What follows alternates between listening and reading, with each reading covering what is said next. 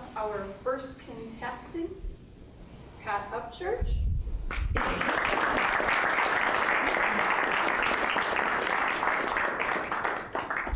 Pat Upchurch, masks.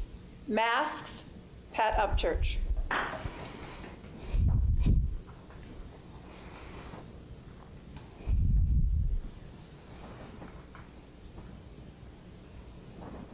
Did you play pretend as a child? Did you ever pretend to be someone other than you were? Maybe a superhero? What kind of masks did you use to become that character? Masks allow us to become a character on stage, or to try on a new personality, a new belief. As children, we can use masks to fit in or conform so that we don't get in trouble in school or in life. They allow a child to try a new strut or a new belief system until they figure out who they are, who they want to be. But a mask, it can also become a prison, keeping us safe from the pain of criticism and ridicule. Masks in and of themselves are neither good nor bad, right or wrong. They allow us to try to be somebody we aren't. In Toastmasters, most of us put on a mask of confidence when we give a new speech. And it's good to be able to try on new things until we have that own confidence, until we are able to say, this is me, I don't need the mask anymore. Masks of self-preservation, though, don't work forever. They become a prison, keeping us from being our better self. What masks did you use in childhood that you still use today? Do they help you? Are they beneficial? Are they still useful?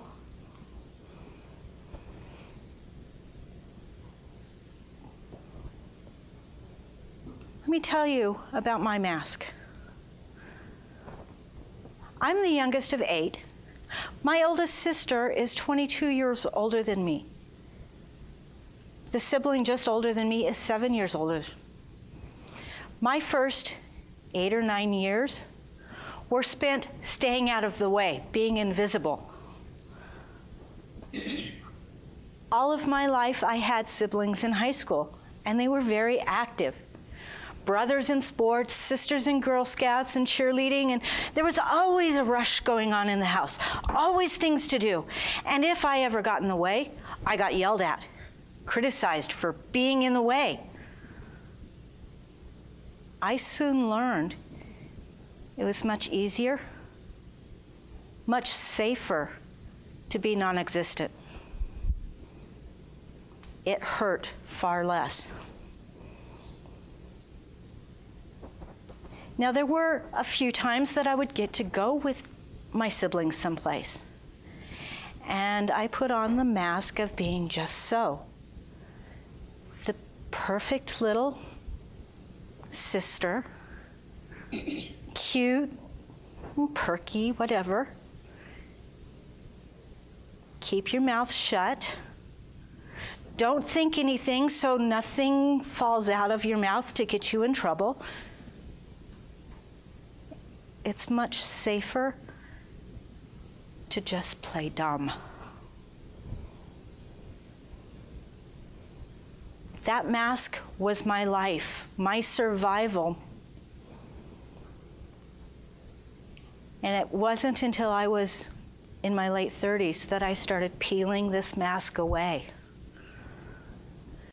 And when I did, there was an empty, hollow shell. You see, I refused to think. I refused to make decisions. I refused to have an opinion because it was never the right one. It was never what everybody else wanted. So when I took this mask off, I didn't know who I was. I had no opinions. I couldn't think for myself. Well, obviously I could because I functioned, but I couldn't acknowledge that that was me. A friend of mine started taking me out to lunch, and she would say, "Where do you want to go?" "I don't care." Several weeks in a row, "Where do you want to go?" "I don't care." She finally said, "No, I will eat at one of these 3 places, you pick."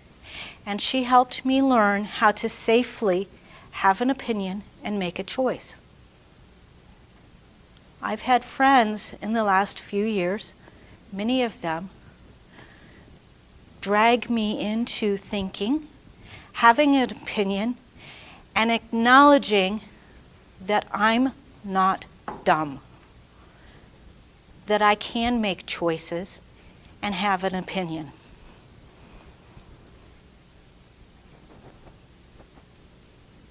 Masks are good when we're trying something new. Like I said in Toastmasters, if we are putting on a speech that is something outside of our comfort zone, put on that mask, pretend to be confident until you can own that confidence. And then get rid of that mask when you can own that confidence.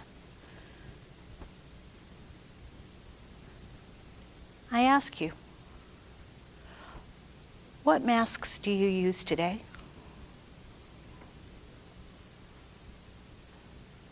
Are they still a benefit to you?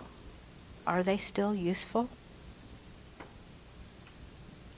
If not, get rid of the ones that are no longer of use.